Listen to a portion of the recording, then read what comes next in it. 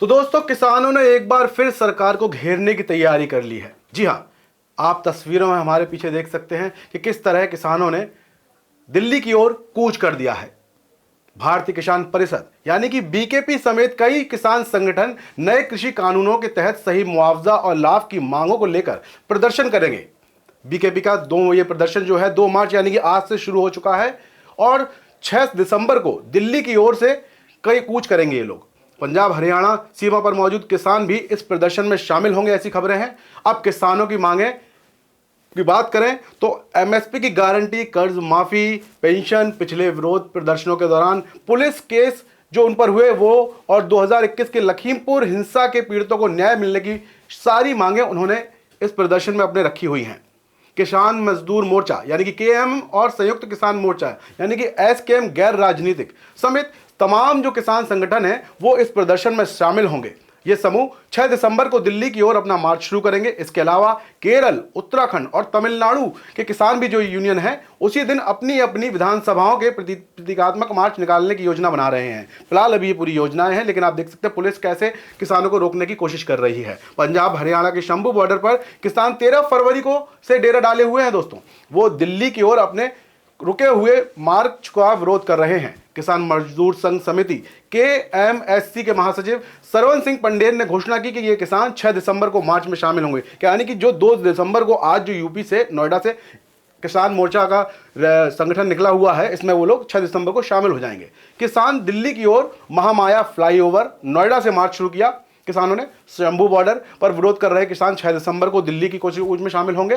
किसान नेताओं सतनाम सिंह, सुरेंद्र सिंह चौटाला, सुरजीत सिंह फूल और बलजिंदर सिंह के नेतृत्व में किसानों का पहला जत्था जो है ये दिल्ली जाएगा। उनकी यात्रा में हरियाणा के अंबाला से भी किसान कई शामिल होंगे। वो रोज सुबह 9 बजे से लेकर शाम 5 बजे तक चलने की योजना बना रहे हैं और रात में सड़क पर आराम से यानी कि डेरा डालेंगे।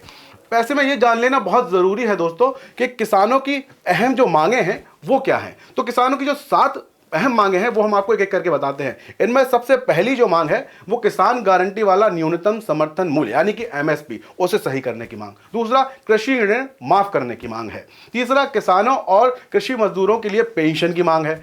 पिछले विरोध प्रदर्शनों के दौरान जिन किसानों पर पुलिस ने केस दर्ज किए गए उनको वापस लेने की मांग है। 2021 के लखीमपुर खीरी हिंसा पीड़ितों के लिए जो न्याय है उसकी मांग भी शामिल है। ये मांग तो काफी दिनों से यूपी में चली ही आ रही है।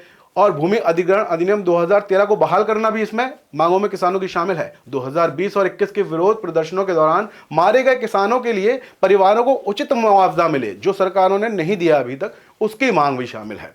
तो 18 फरवरी को हुई पिछली बातचीत में केंद्र ने 5 साल के दाल, मक्का और कपास जैसी फसलों को एमएसपी पर खरीदने की पेशकश की थी। हालांकि किसान नेताओं ने इस प्रस्ताव को ठुकरा दिया था। पंडेर ने बातचीत रोकने के लिए सरकार की आलोचना की और कहा कि उन्होंने हमारे साथ बातचीत बंद कर दी। कॉन्ट्रैक्ट फार्मिंग हमारे लिए स्वीकार्य नहीं है, ये सारे किसानों का भी मांगना है। हालांकि सरकार इसमें कुछ और ही पक्ष रखती है। हम फसलों के एमएसपी और कानूनी गारंटी मांग कर रहे हैं, ऐसा किसानों का कहना है।